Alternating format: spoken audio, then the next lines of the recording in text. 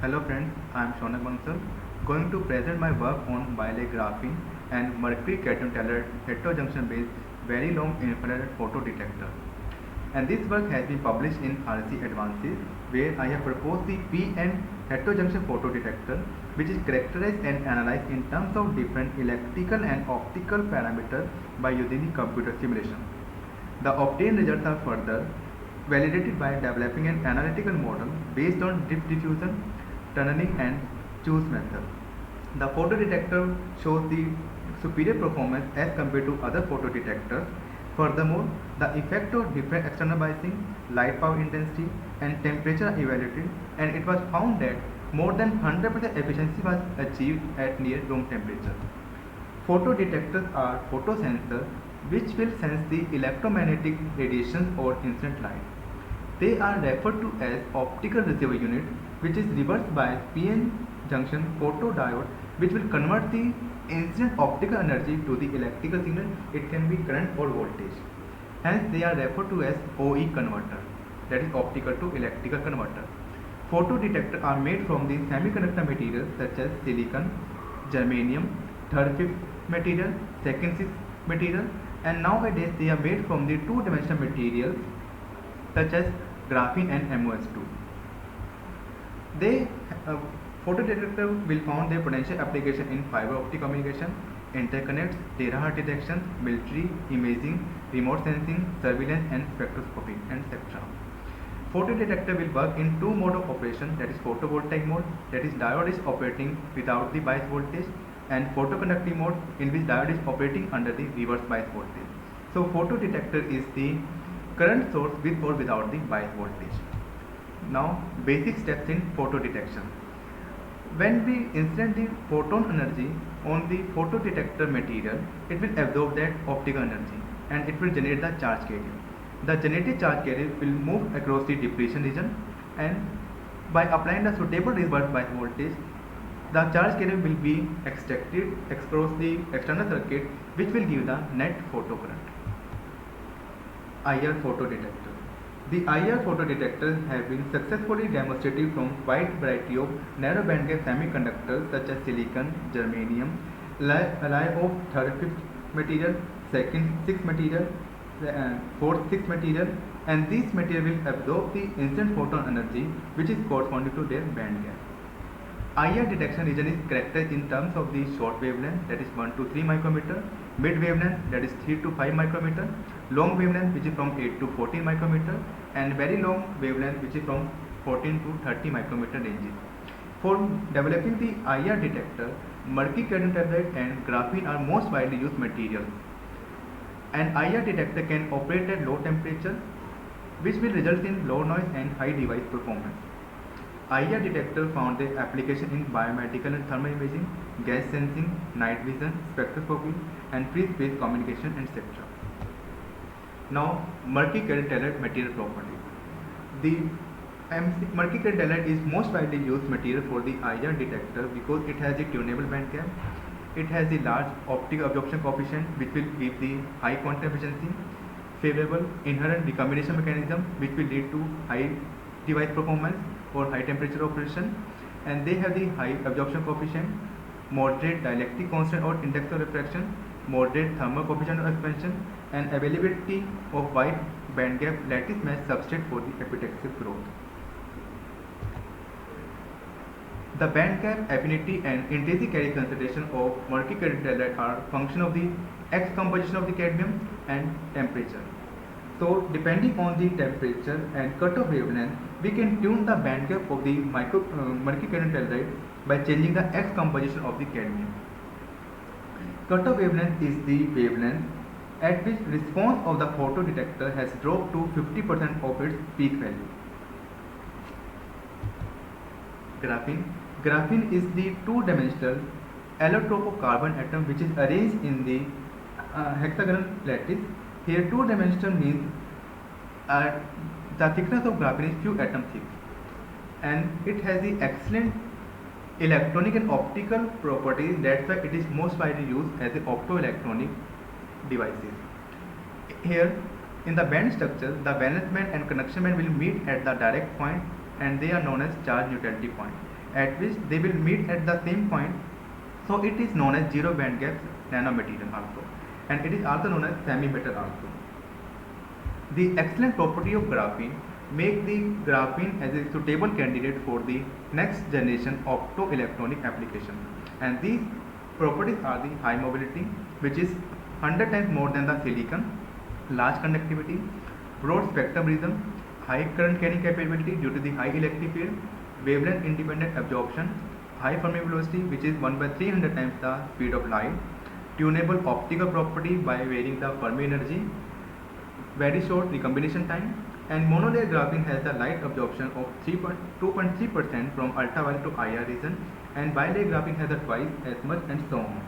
So these properties are make graphene as a made as a candidate solution for the optoelectronic applications. Now advantage of graphene based photodetector are they have the long wavelength operating range, they have the high speed operation due to the high carrier saturation velocity and short carrier lifetime, and the potential of graphene photodetector in device or system integration. They can be transferred to any substrate, so integration is easy. They can exhibit relatively high quantum efficiency, and the Fermi level can be tuned by applying the external gate voltage or by the chemical doping, through which we can have the spectral response from ultraviolet to FIR, that is far infrared region. Graphene has been successfully demonstrated or composited with the different materials such as zinc oxide, silicon, cadmium sulfide for the ultraviolet application, gallium nitride for the visible applications, and silicon, germanium, lead sulfide, and gallium arsenide for the IR applications. Now we have some challenges for the graphene based photodetector, because due to the zero band gap and small optical absorption of the monolayer graphene, they have the high dark current and limited photocurrent responsivity and photosensitivity. The solution for this we can use the few layer graphene. We can tune the Fermi level by shifting by intentional doping, which will create a suitable band gap, and we can also extend the spectral response of the graphene based photodetector by making the heterostructure with some other semiconductor materials such as mercury cadmium telluride. And it was found that by transferring the few layer of graphene on mercury cadmium telluride substrate, which will give the high conductivity and high optical transmittance of the 80% in mid wavelength region at 77 Kelvin and room temperature. Doping of graphene. Graphene can be practically doped with some chemical agents such as nitric acid, perchloride, gold trichloride, thionyl chloride, and niobium chloride via the chemical vapor deposition techniques.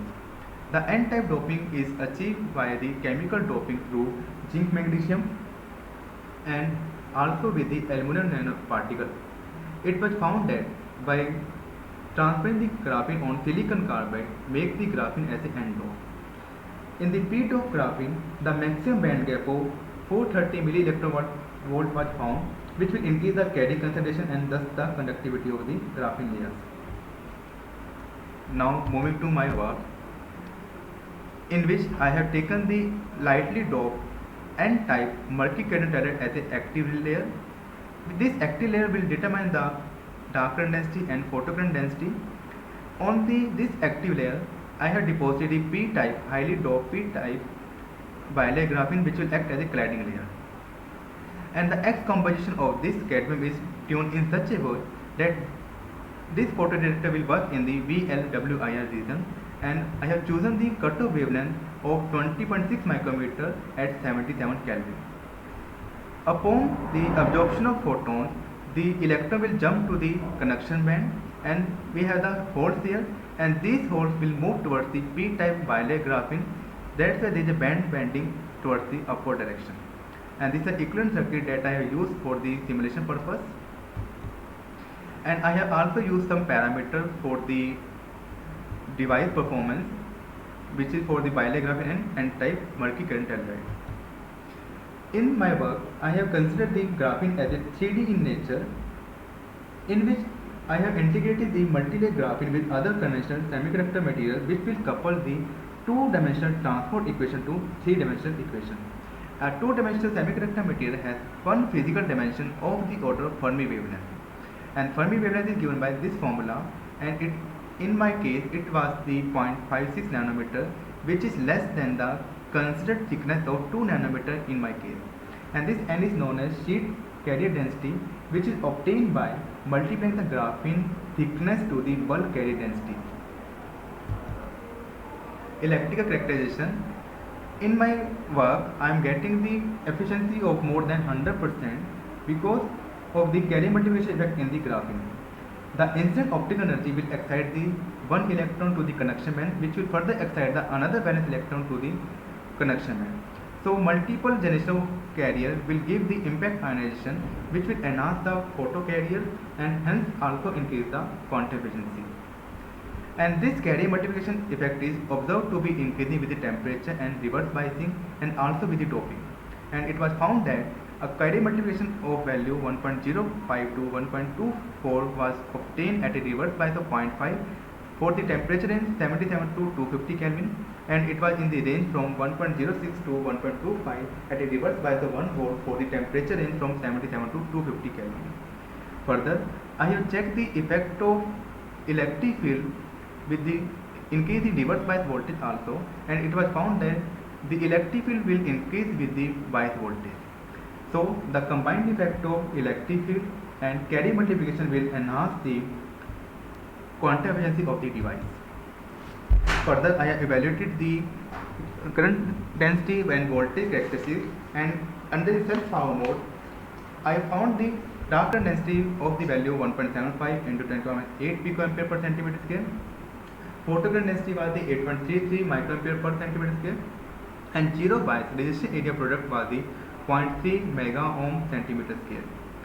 If we increase the incident power on the device, it will increase the photocurrent linearly. You can see here it will increase linearly. This increase in linearly shows that there is a less recombination losses. With the increasing power, the LDR, that is linear dynamic range, and photosensitivity, which is the ratio of the light current and dark current, will also increase. For the temperature, if we increase the temperature, the resistivity and LDR will decrease and current density will increase here. You can see here both the current density, that is photocurrent density, and the dark current density will increase with the increase in temperature. And it was found that with the increase in temperature beyond 250 Kelvin, the dark current and photocurrent will become almost equal and we cannot distinguish them. So that's why most of the IR detectors are not viable at more than 250 Kelvin or more than room temperature. Optical characterization. In optical characterization, I have evaluated the parameters quantum efficiency, noise equivalent power, responsivity and detectivity. First, I have plotted the spectral response here, which is the graph between the current density with the wavelength. We have the source photocurrent here, we have the available photocurrent here, and we have the light current also. And it was found that after a particular wavelength, which is known as cutoff wavelength, the response will decrease. And this decreases due to the increase in recombination of the charge carrier. And this wavelength is known as cutoff wavelength for the device. And also I have plotted the graph for the internal quantum efficiency, which will decrease after the cutoff wavelength, and internal responsivity will also decrease the cutoff wavelength. Further, I have evaluated the external quantum efficiency, external photocurrent responsivity, and noise equivalent power and detectivity. And I also matched the result with the analytical models based on the drift diffusion, Choose method, and tunneling, and found that external quantum efficiency of 89% was achieved at a bias of -0.5 volt and 77 Kelvin. External photocurrent responsivity was 9.1 ampere per watt. Detectivity was 7.6 into 10⁻13 centimeter square root of hertz per watt, and noise equivalent power was measured at 1 hertz, which has the value 8.3 into 10⁻−18 watt. Further, I have checked the effect of voltage on the device, and it was found that with the increase in reverse bias, both the quantum efficiency and responsivity will increase, and noise equivalent power will decrease. This increase in quantum efficiency is due to the more generation of charge carrier or due to their increase in lifetime.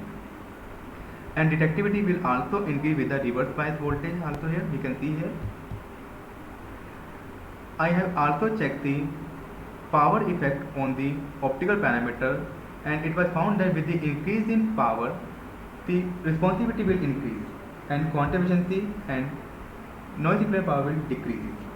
The decrease in quantum efficiency with incident power could be attributed due to the self-induced heating, which will increase their carrier scattering and hence the rate of charge carrier recombination.